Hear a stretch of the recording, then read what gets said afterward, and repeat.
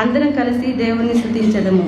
తండ్రి అయిన దేవ, నీ శక్తి వల్లను జ్ఞానము వల్లను సమస్తమును సృష్టించినందుకును నీ కుమారుని మా రక్షణగా ఇచ్చుట వల్ల లోకమును ఎంతో ప్రేమించినావని రుజువుపరిచినందుకును నిన్ను స్తుతించున్నాము. కుమారుడు అయిన దేవ, మా అపరాధముల నిమిత్తము అప్పగింపబడిన నీవు తిరిగి లేచుట వల్ల మమ్మను నీతిమంతులుగా చేయుటకు పాపము తప్ప అన్ని విషయములలో మా వలె చేయబడినందుకై నిన్ను స్తుతించున్నాము. పరిశుద్ధాత్ముడైన దేవ, సత్యమంతులోనికి మమ్మల్ని నడిపించి మా హృదయంలో దేవుని ప్రేమను కుమ్మరించినందుకై నిన్ను స్తుతించున్నాము. తండ్రి, కుమారుడు, పరిశుద్ధాత్ముడైన దేవ, యుగ యుగములకు నీకే స్తుతి మహిమ కలుగునుగాక. ఆమేన్. నేను లేచి నా తండ్రి యొద్దకు వెళ్ళి, తండ్రి, నేను పరలోకమునకును విరోధముగాను నీ ఎదుటను పాపము చేసి తిని, ఇక మీదట నీ కుమారుడని అనిపించుకున్నటకును యోగ్యుడను యోగురాలను కాను. మనము పాపము లేని వారమని ఒప్పుకొనిన ఎడల మనము మోసపుంచుకుందుము, మరియు మనలో సత్యం ఉండదు.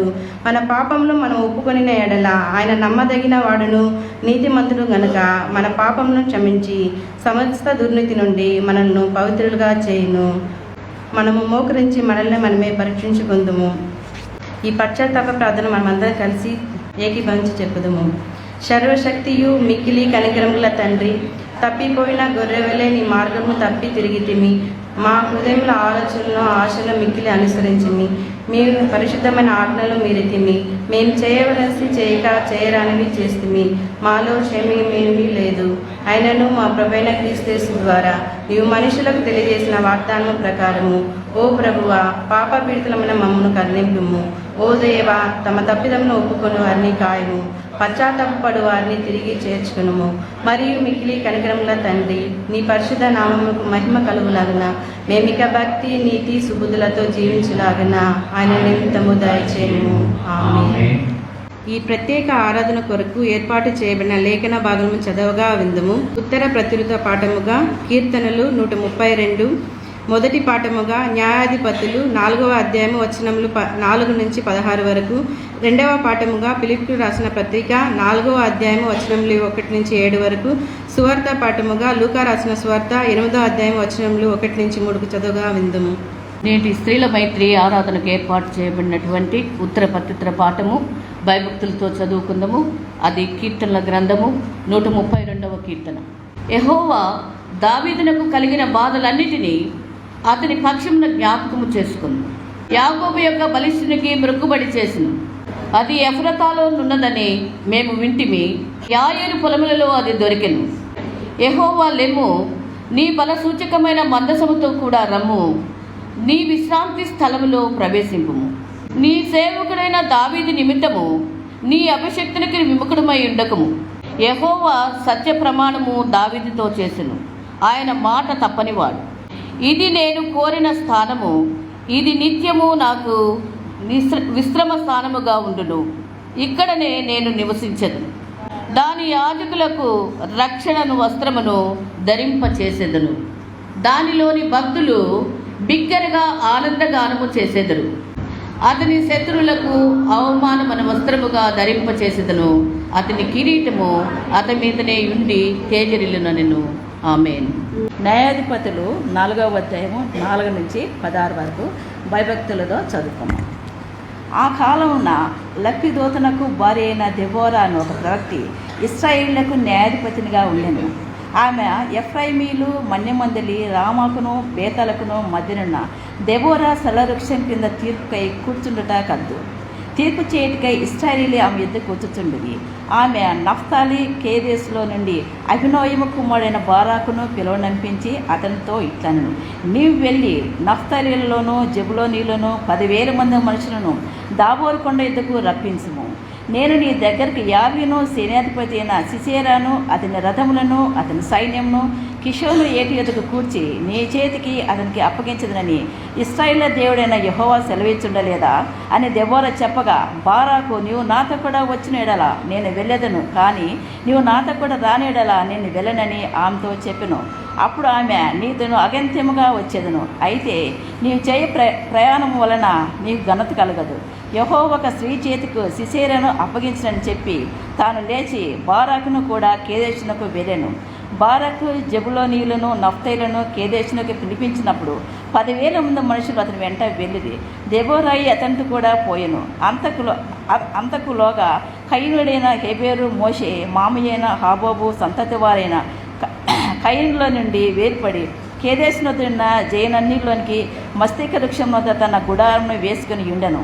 అభినయులు కుమారుడైన బారాకు తాబోరు కొండ మీదికి పోయినని సిసేరకు తెలవబడినప్పుడు సిసేరా తన రథములన్నిటినీ తన 900 ఇనుప రథములను అన్యుల హీరోషేతు నుండి కిషోను వాగు వరకు తన పక్షమునున్న సమస్త జనముని పిలిపింపగా, దెబోరా లెమ్ము, యెహోవా సిసేరాను నీ చేతికి అప్పగించిన దినం ఇదే, యెహోవా నీకు ముందుగా బయలుదేరను కదా అని బారాకుతో చెప్పినప్పుడు బారాకు ఆ 10,000 మంది మనుషులు వెంట పెట్టుకుని తాబోరు కొండ మీదకి దిగి వచ్చెను. బారాకు వారి హతం చేయనట్లు యెహోవా సిసేరాను అతని రథములన్నిటినీ సర్వసేనను కలవరపరచగా సిసేరా తన రథమును దిగి కాలినడకను పారిపోయాను. బారాకు ఆ రథములను సేనాను అన్యుల హరోషేతు వరకు తరుముగా సిసేరా యొక్క సర్వసేనయు కత్తివాత కోరెను, ఒక్కడైనను మిగిలి ఉండలేదు. దేవుడు తన వాక్యం దీవించినగా. ఫిలిప్పీయులకు రాసిన పత్రిక 4వ అధ్యాయము 1-7. కావున నేను ఆపేక్షించు నా ప్రియ సహోదరులారా, నా ఆనందమును నా కిరీటమై ఉన్న నా ప్రియులారా, ఇట్లు ప్రభువునందు స్థిరులై ఉండుడి. ప్రభువునందు ఏక మనసు గలవారైనడని లౌదియను సుంటికేను బతిమాలుకొంచున్నాను.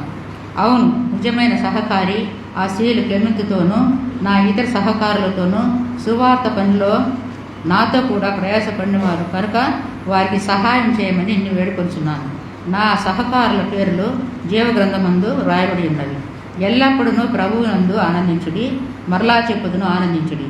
మీ సహనమును సహల జనులకు తెలియబడినయుడి. ప్రభువు సమీపముగా ఉన్నాడు.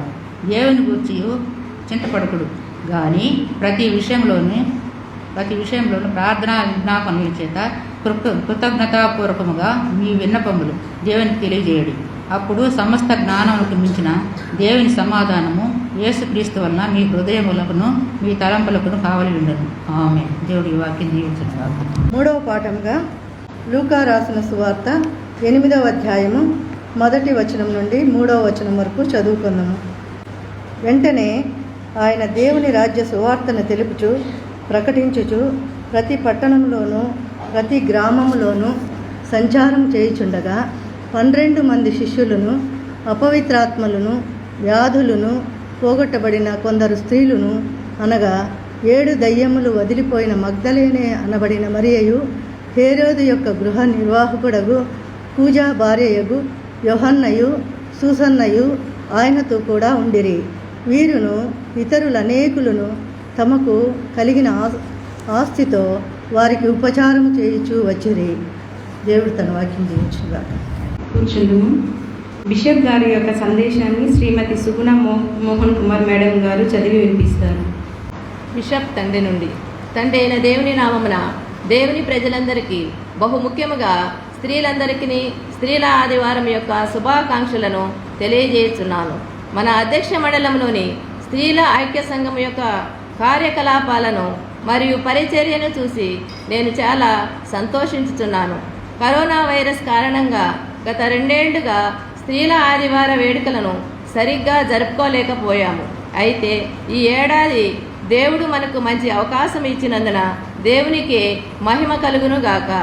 ఈ దినమున దేవుని పరిచర్యలో మరియు సంఘ అభివృద్ధిలో స్త్రీల భాగస్వామ్యమును తలంచి దేవుని స్తుతించుట అనే అంశం మీదుగా ధ్యానించడానికి మన దక్షిణ ఇండియా సంఘం వలన పిలుపును పొందియున్నాము.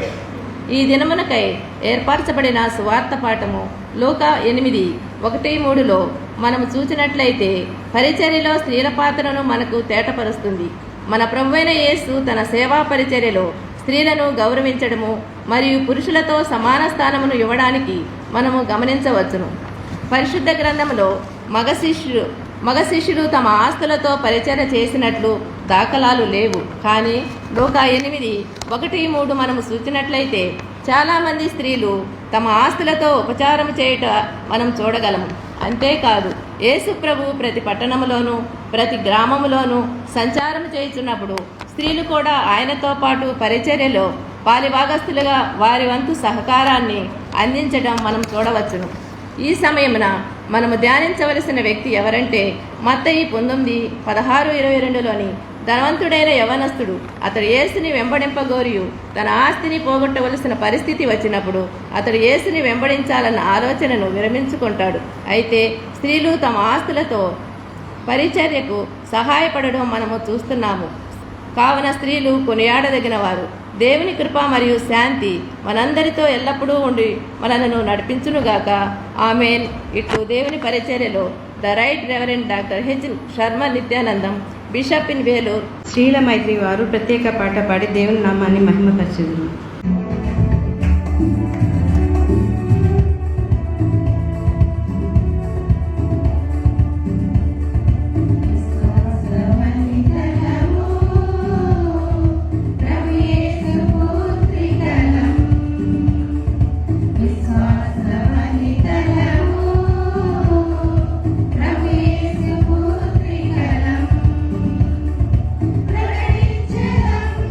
ప్రార్థించెదం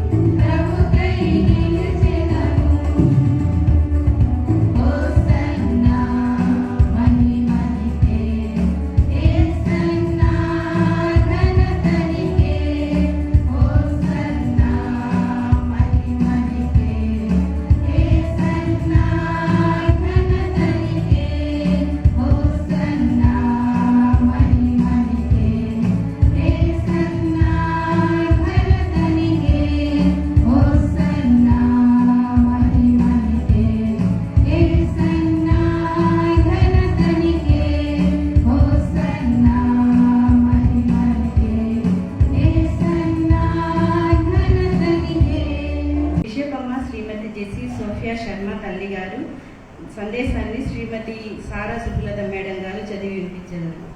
స్త్రీ ఎంతటి గాలిలోనైనా ఊగుచుండు రెల్లు వంటిదైనను పెను తుపానులో కూడా ఆమె కృంగి కూలిపోదు. ఎంతటి పరిశోధనా జ్ఞానమైనప్పటికీ స్త్రీ యొక్క అనుభవమునకు సాటి రాదు. స్త్రీ యొక్క శక్తి మరియు దృఢ సంకల్పము ఎనలేనిది. మనం స్త్రీలుగా జన్మించినందుకు దేవునికి కృతజ్ఞతలు చెప్పాలి. దేవుడు మన కొరకు ఎన్నో ప్రణాళికలు కలిగి ఉన్నాడని అందరూ అంగీకరించవలసిన సత్యము. అటువంటి దృఢ సంకల్పం కలిగి ఉన్న స్త్రీలందరికీ స్త్రీల ఆదివారపు శుభాకాంక్షలు తెలియజేయుచున్నాను. మన అధ్యక్ష మండల స్త్రీల ఐక్య సంఘ పరిచర్యలో నాతో కలిసి పనిచేయుచున్న శ్రీమతి డాక్టర్ సిల్వియా జెరడన్, కార్యవర్తి శ్రీమతి చార్లెట్ జ్ఞానప్రకాశం, కోశాధికారి పాస్టమ్మలు, బైబిలమ్మలు, స్త్రీల ఐక్య సంఘ నాయకులు మరియు సభ్యులందరికీ నా అభినందనలు తెలియజేయుచున్నాను. ఈ ఏడాది మన అధ్యక్ష మండల స్త్రీల ఐక్య సంఘ పని తీరు చాలా విశేషమైనది. బెంగళూరులో సిఎస్ఐ ప్లాటినం జూబ్లీ సందర్భంగా నిర్వహించిన స్త్రీల ఐక్య సంఘ ప్రత్యేక సమావేశంలో మన అధ్యక్ష మండలం తరపున పాల్గొని ప్రత్యేక కార్యక్రమంలో ప్రదర్శించాము. సిఎస్ఐ అధ్యక్ష మండలం ద్వారా తారాపురంలో నిర్వహించబడిన బైబిలమ్మ సమావేశంలో మన అధ్యక్ష మండలం తరపున పాల్గొనడం జరిగినది. సిఎస్ఐ అధ్యక్ష మండలం ద్వారా తర్కంబాడిలో మిషన్ బోర్డు ఆధ్వర్యంలో నిర్వహించబడిన ప్రత్యేక సమావేశంలో మన అధ్యక్ష మండలం తరపున పాల్గొన్నాం. కరోనా సమయంలో మన బోర్డు ద్వారా 18 మంది బైబిలమ్మలకు కిరాణా సామగ్రిని అందించాము. క్రిస్మస్ పండుగ సమయంలో పదవి విరమణ పొందిన పాస్టమ్మలకు చీరలను అందజేశాం. మన అధ్యక్ష మండలం ఏర్పడి 50 సంవత్సరములు కానున్నందున ఈ ప్రత్యేక సందర్భముగా నూతనముగా 50 మంది బైబిలమ్మలను నియమించుచున్నాం. దీని కొరకు ప్రార్థించండి. రాబోయే రోజుల్లో మన అధ్యక్ష మండల మిషన్ పండుగలో స్త్రీల ఐక్య సంఘం కలిసి పనిచేయాలని కోరుకుంటున్నాం. గడిచిన దినములలో దేవుని పిలుపును అందుకొని తమ లోకయాత్రను ముగించుకున్న గురువులను, పాస్టర్లను ఈ సమయమున జ్ఞాపకం చేసుకొనుచున్నాం. మన బోర్డు తరపున ఈ కుటుంబాల ప్రగాఢ సానుభూతి తెలియజేయుచున్నాం. విశేషముగా భూపాలన్ గురువులను కోల్పోయిన పాస్టమ్మ మరియు కుటుంబముల కొరకు, జ్ఞానశేఖర్ గురువును కోల్పోయిన పాస్టమ్మ మరియు కుటుంబం కొరకును, రైమన్ గురువును కోల్పోయిన పాస్టమ్మ మరియు కుటుంబం కొరకును, బాబు మాసిలామణి గురువును కోల్పోయిన పాస్టమ్మ మరియు కుటుంబం కొరకును, అదేవిధముగా పాస్టమ్మను కోల్పోయిన పాల్ డేవిడ్ గురువు కొరకును మరియు కుటుంబం కొరకును ప్రార్థించవలసినదిగా కోరుకుంటున్నాం. ఈ దినమునకై ఏర్పరచబడినటువంటి సువార్త పాఠము లూకా సువార్త 8వ అధ్యాయం 1-3 వరకు.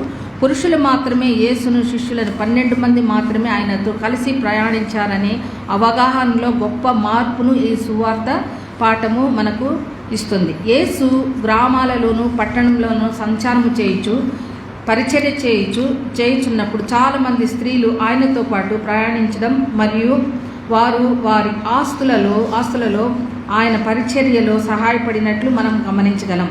మనం కూడా పరిచర్యలో సహాయపడుదాం. యేసుని శిష్యులుగా పనిచేద్దాం. ప్రార్థన, సేవ, సాక్ష్యం అనేది మన బోర్డు నివాదమై ఉన్నది. గుర్తించుకొని ముందుకు వెళుదాం. కన్న తల్లి వలె మనలను ఆదరించే దేవుడు మనకు తోడుగా ఉండునుగాక. ఆమెన్. ఇట్లు ప్రభు పరిచర్యలో Mrs Jessie Sophia Sharma, CSI diocese of Vellore. ఈ సమయంలో స్త్రీల మైత్రి ఆదివారం తరకు ఆహ్వానించబడిన కుమారి షారూన్ ట్రైనింగ్ పాస్టర్ గారు దేవుని వాక్యాన్ని అందించాలని కోరుకుంటున్నాను. ప్రార్థించుకుందుము. పరిశుద్ధ ప్రేమ కలిగిన మా గొప్ప తండ్రి, నీకు వందనాలు, స్తోత్రాలు చెల్లించుకుంటున్నాం ప్రభువా. ఈ యొక్క ఉదయకాలమున తండ్రి, ఇటు రీతిగా మమ్మల్ని ఇంతవరకు ఆరాధనలో స్తుతించులాగున ఇచ్చిన కృపను బట్టి నీకు వందనాలు, స్తోత్రాలు ప్రభువా.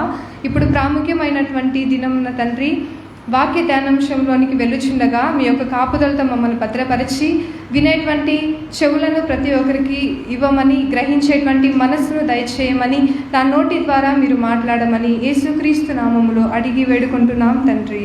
ఆమేన్. ఈ యొక్క ప్రత్యేక దినమున మనకు తెలిసినటువంటి స్త్రీల పరిచర్య దినము, remembering and celebrating women's ministry స్త్రీల పరిచర్యను గుర్తించి ఉత్సహించుట అనేటువంటి అంశాన్ని ఈరోజు మనము ధ్యానించుకుంటూ ఉన్నాము. ఈ దినాలలో ఇక్కడ కూడా చాలా వరకు క్రైస్తవులైనటువంటి స్త్రీలుగా చాలామంది స్త్రీలే కనిపిస్తూ ఉన్నారు. ఈరోజు స్త్రీల మైత్రి కాబట్టి, స్త్రీల ఆదివారం కాబట్టి స్త్రీలే ఎక్కువ కనిపిస్తూ ఉన్నారు. మీ అందరికీ కూడా మరొకసారి స్త్రీల పరిచర్య ఆదివారపు శుభాకాంక్షలు తెలియజేస్తూ ఉన్నాను. అదే రీతిగా చూసినట్లయితే పాత నిబంధన కాలములో ఆ యొక్క కాలములో స్త్రీలకు ఎక్కువ మర్యాద లేనటువంటి స్థితి మనం గమనించవచ్చు. పాత నిబంధన కాలములో స్త్రీలను ఒక యంత్రాంగంగా లేకపోతే ఒక ఆస్తిగా భావించేటువంటి వారు, పురుషులకు ఒక సంతానాన్ని ఇచ్చేటువంటి స్త్రీగా ఆ దినాలలో మనం గమనించవచ్చు.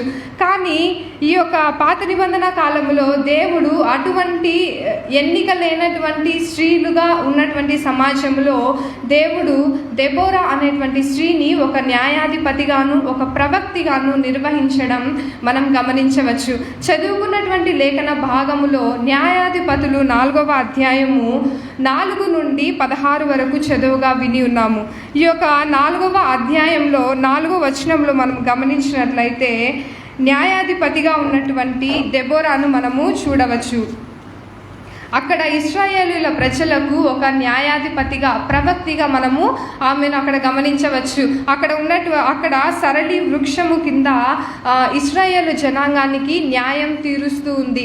అక్కడ ఉన్నటువంటి ప్రతి ప్రజలకు కూడా ఒక న్యాయకర్తిగా ఒక ఇశ్రాయేల్ జనాంగానికి ఏది కరెక్టు ఏది రాంగు అనేటువంటి ప్రతి విషయాన్ని కూడా న్యాయకర్తిగా ఆమె నిర్వహించడం మనము గమనించవచ్చు.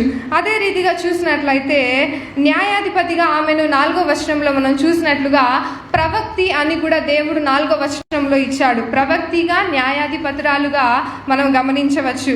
5వ వచనంలో చూసినట్లయితే దేవుడు దెబోరాకు ప్రవచించిన రీతిగా దెబోరా అక్కడ చేయడం మనం గమనించవచ్చు. ఆ యొక్క 6వ వచనంలో బారాకును దెబోరా పిలిపిస్తుంది. బారాకును దెబోరా పిలిపించి అక్కడ 10,000 మంది మనుష్యులను తీసుకొని రమ్మంటుంది. ఎందుకంటే యుద్ధానికి తీసుకొని రమ్మని ఉంటుంది. సిసెరాకు బారాకుకు యుద్ధం జరుగుతుంది. ఆ యుద్ధంలో ఏ రీతిగా యుద్ధాన్ని గెలవాలి అనేటువంటి ప్రణాళికను దేవుడు దెబోరా ఒక ప్రవక్తి కావున దెబోరా ద్వారా దేవుడు బారాకుకు తెలియజేయడం జరుగుతుంది. అది మనం గమనించినట్లయితే 8వ వచనములో బారాకు నీవు నాతో కూడా వస్తేనే నేను వెళ్తానని చెప్తుంది. మొదటగా దెబోరా వచ్చి చెప్తారు, బారాకు నువ్వు వెళ్ళి 10,000 మంది మనుష్యులను తీసుకొని వచ్చినట్లయితే మనము యుద్ధానికి వెళ్తాము, దేవుడు నాకు ప్రవచించిన రీతిగా మనం చేద్దామని దెబోరా వచ్చి బారాకుకు చెప్పినప్పుడు బారాకు వచ్చి నీవు నాతో కూడా వస్తేనే నేను వెళ్తాను యుద్ధానికి, లేకపోతే నేను వెళ్ళను అని చెప్తుంది. అప్పుడు చెప్పినప్పుడు దెబోరా నేను నీతో కూడా వస్తాను. 9వ వచనంలో మనం గమనించినట్లయితే నేను నీతో కూడా వస్తాను, అయితే నీవు చేయు ప్రయాణము వలన నీకు ఘనత రాదు అని దేవుడు దెబోరా ద్వారా బారాకుతో తెలియజేస్తూ ఉన్నాడు. నేను నీకు తోడుగా వస్తాను కానీ నీకు ఘనత రాదు. ఎందుకు ఘనత రాదు అని మనం గమనించినట్లయితే ఒక స్త్రీ చేతికి సిసెరాను అప్పగించినది దేవుడు. సిసెరాను ఒక స్త్రీ చేతికి అప్పగించడం మనము గమనించవచ్చు. 7వ వచనములో ఒక స్త్రీ చేతికి సిసెరాను అప్పగించడం మనం గమనించవచ్చు. ఆ స్త్రీ ఎవరు అంటే బారాకు చేతికి సిసెరాను అప్పగించడం మనము గమనించవచ్చు. సిసెరా ఎవరు అని మనం గమనించినట్లయితే ఈ సిసెరా అనేటువంటి ఆమె అన్యజనులకు ఒక రాజుగా మనం చూడవచ్చు. దేవుని ప్రజలుగా ఉన్నటువంటి వాళ్ళని హింసించేటువంటి అన్య రాజుగా మనము ఈ యొక్క సిసెరాను గమనించవచ్చు. అదే రీతిగా చూసినట్లయితే 12వ వచనములు మనం చూస్తే సిసెరా తన రథములన్నింటినీ తన 900 ఇనుప రథములను తీసుకొని కీషోను వాగు దగ్గరకు వచ్చెను. ఎందుకంటే ఆ వాగు దగ్గరికి ఆమెను తీసుకొని వస్తారు. దెబోరా ఆల్రెడీ తెలియజేస్తుంది, సిసెరాను తీసుకొని రమ్మంటుంది, బారాకును తీసుకొని రమ్మంటుంది. బారాకు బారాకుకు వచ్చి దెబోరా ఎప్పుడు కూడా తోడుగా ఉండి ఒక నాయకురాలుగా ఉండి యుద్ధాన్ని గెలిపించడానికి ఆమె సహాయం చేస్తుంది. ఎందుకంటే దేవుడు దెబోరాకి ఒక ప్రవక్తి కాబట్టి, దెబోరాని దేవుడు నాయకంగా ఎన్నుకున్నాడు కాబట్టి ఆ యొక్క నాయకత్వాన్ని వహించే స్త్రీగా మనము దెబోరాని చూడవచ్చు. అక్కడ 12వ వచనంలో సిసెరా తన రథములన్నింటినీ తన 900 ఇనుప రథములను తీసుకొని కీషోను వాగు దగ్గరికి వచ్చాడు. ఎందుకు వచ్చారంటే బారాకుతో దెబోరాతో యుద్ధం చేయడానికి ఆ యొక్క సిసెరా సిద్ధపడుతూ ఉండే సమయంలో 14వ వచనంలో చూసినట్లయితే దెబోరా చెప్తుంది, లెమ్ము, యెహోవా సిసెరాను నీ చేతికి అప్పగించినటువంటి దినం ఇదే అని. అంటే 7వ వచనంలో మనము దేవుడు 7వ వచనంలో దెబోరాకు ముందుగానే తెలియజేస్తారు, బారాకును నీ చేతికి అప్పగిస్తాడు యెహోవా దేవుడు అని.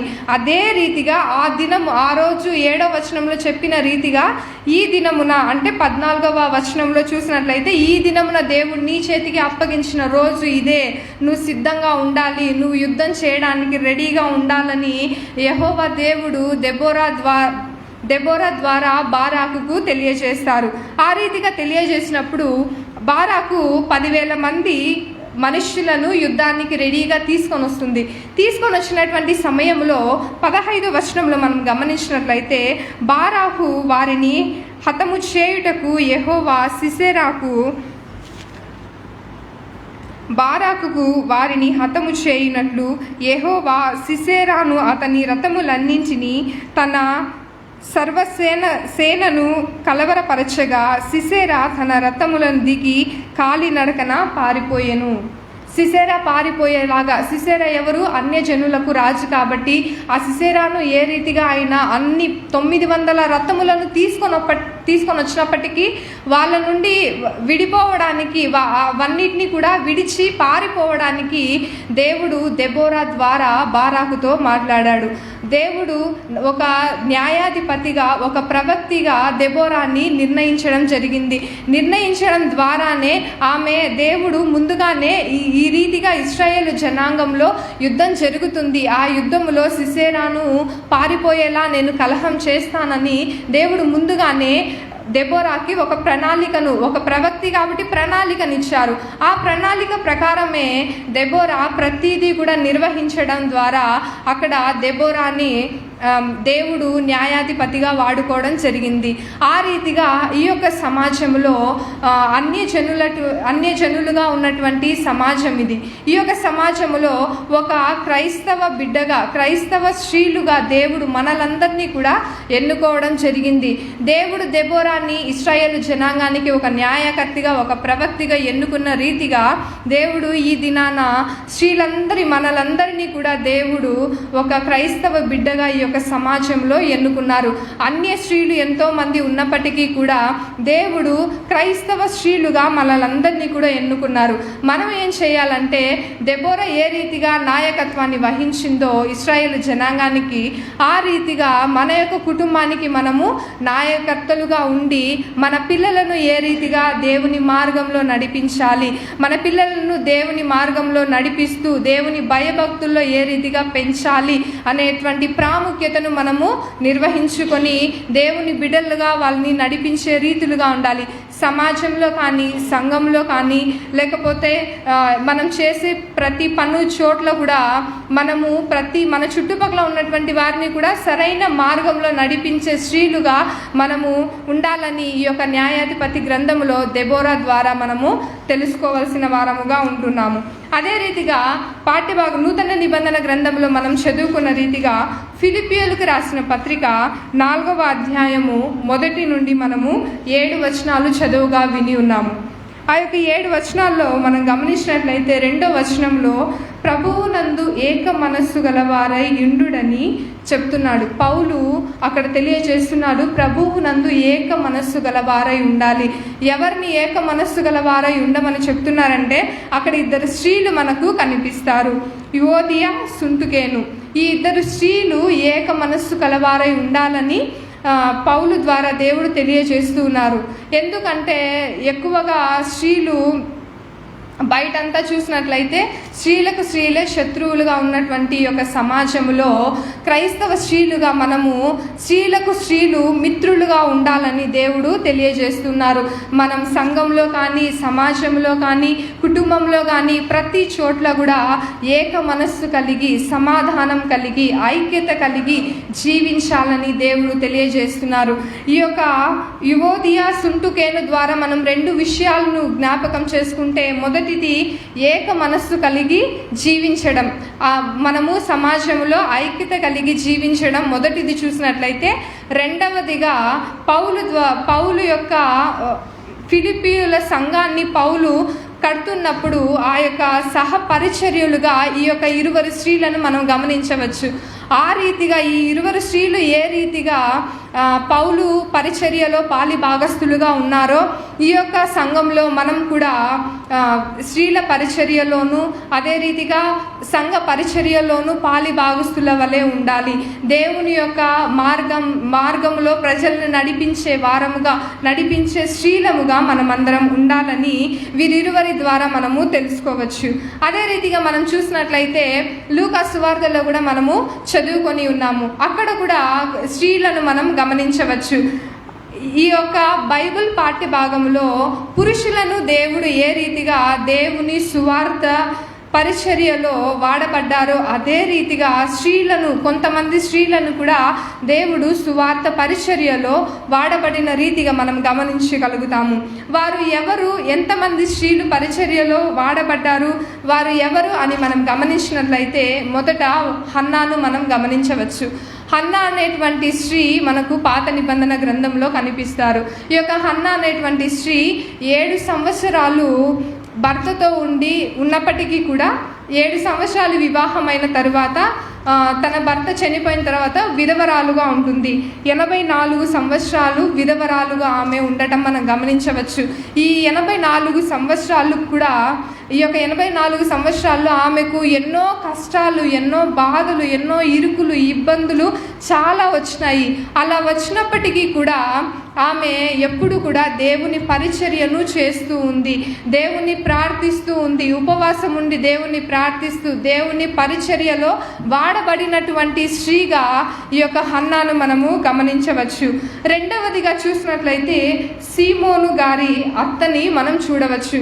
లూకా సువార్త 4వ అధ్యాయము 38 నుండి 39 వరకు గల పాఠ్య భాగాలను మనం గమనించినట్లయితే అక్కడ సీమోను గారి అత్తను మనము చూడవచ్చు. లూకా సువార్త 4వ అధ్యాయము 38, 39 వచనాలలో ఆమె జ్వరముతో బాధపడుతూ ఉంది. ఆమె జ్వరంతో బాధపడుతూ ఉన్నప్పుడు యేసు ప్రభుల వారు ఆమె దగ్గరికి వచ్చి ఆ యొక్క జ్వరాన్ని గద్దింపగానే ఆమెకు స్వస్థత కలుగుతుంది. స్వస్థత కలిగిన వెంటనే ఆమె ఉపచారము చేయడం ప్రారంభించింది. యేసుక్రీస్తు ప్రభుల వారి సువార్తలో ఆమె ఉపచారం చేసేటువంటి స్త్రీగా సీమోను గారి అత్తను మనము గమనించవచ్చు. అదే రీతిగా చూసినట్లయితే మూడవదిగా సమరయ స్త్రీని మనము చూడవచ్చు.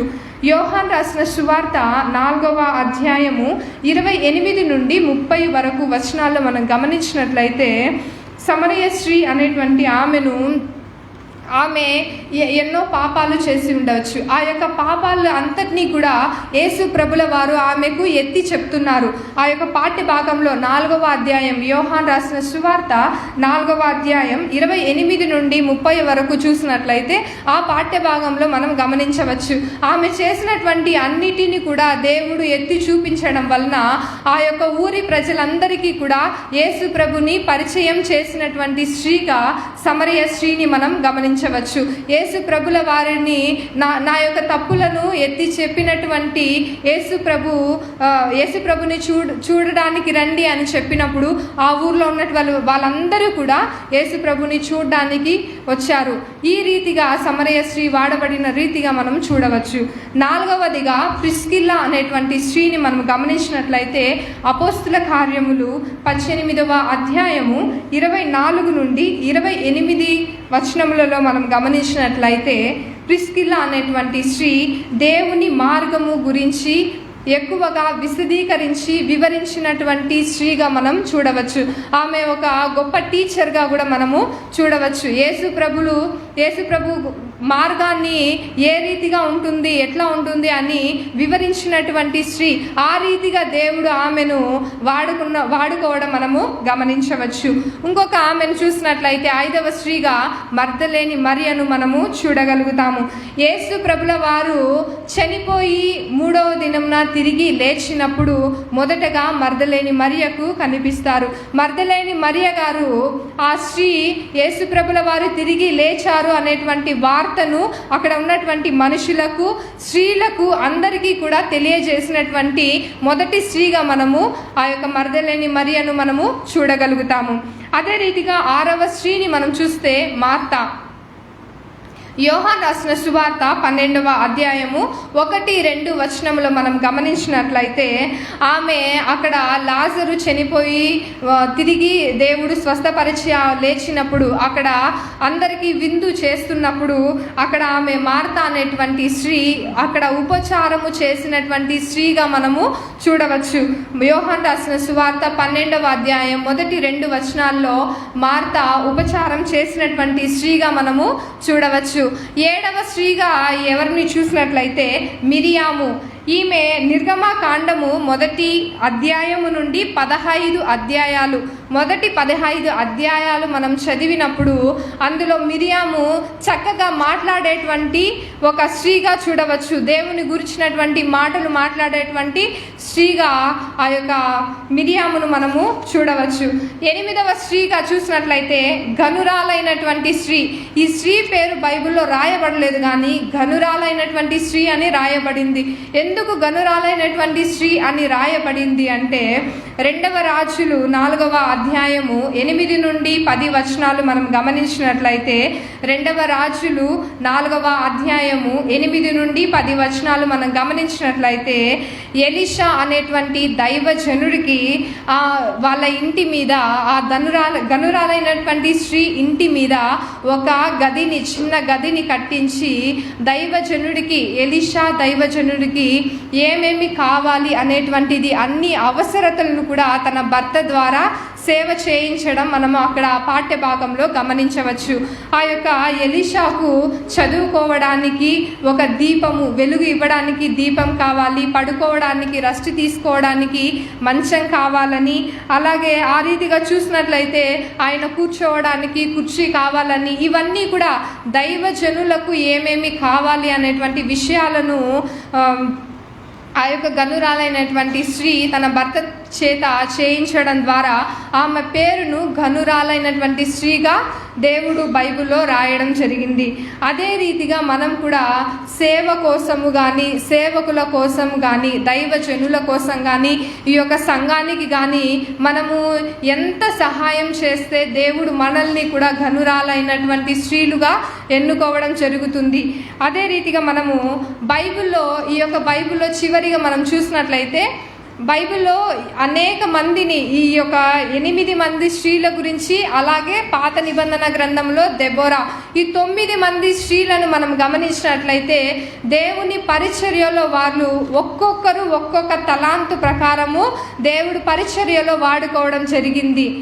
దేవుని కుమార్తెలుగా, స్త్రీలుగా ఎన్నుకున్న మనము కూడా దేవుడు మనల్ని కూడా ఒక్కొక్క తలాంతు చెప్పున అదే రీతిగా మనల్ని కూడా వాడుకొనులాగున దేవుడు మనకు సహాయం చేయనుగాక. ఆమేన్. ప్రార్థించుకుందుము. పరిశుద్ధ ప్రేమ కలిగిన మా గొప్ప తండ్రి, నీకు వందనాలు, స్తోత్రాలు చెల్లించుకుంటున్నాం ప్రభువా. తండ్రి, మేము ఇంతసేపు వాక్యాన్ని ధ్యానించి ఉన్నాం ప్రభువా. స్త్రీల పరిచర్యలో ప్రభువా ఎంతమంది స్త్రీలను మీరు ఒక్కొక్క తలాంతు చెప్పున వాడుకోవడం జరిగింది తండ్రి. అదే రీతిగా ప్రభువా స్త్రీల మైత్రిగా, స్త్రీల పరిచర్య చేసేటువంటి మేమందరం కూడా తండ్రి ఒక్కొక్క తలాంతు చెప్పున మమ్మల్ని కూడా పరిచర్యలో వాడుకోవడానికి సహాయం చేయండి ప్రభువా. మేము చేసేటువంటి ప్రతి పరిచర్య కూడా తండ్రి మీ యొక్క నామాన్ని మహిమ తెచ్చే రీతిగాను, అందరికీ ఆశీర్వాదకరంగా ఉండులాగున మా అందరికీ సహాయం చేయమని యేసుక్రీస్తు నామంలో అడిగి వేడుకుంటున్నాం తండ్రి. ఆమేన్.